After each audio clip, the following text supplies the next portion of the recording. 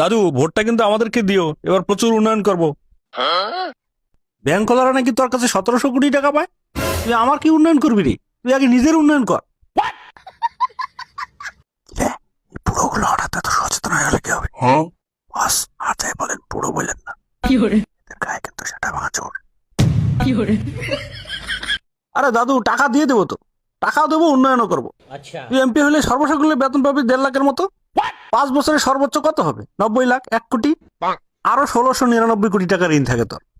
তোর ভোট দিলে তুই উন্নয়ন তো দূরে থাক, তুই ওর ব্যাংক সহ খাই ফেলবি। শালার বুড়ো, এত হিসাব দেখাইতে বলছি তোরে? তুই বুড়ো কাকে বললি রে? একই দাদু, তোর বাপ বুড়ো রে হারামজাদা।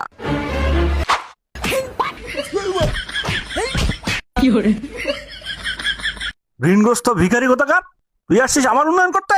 প্লিজ আমাকে ক্ষমা করে দাও।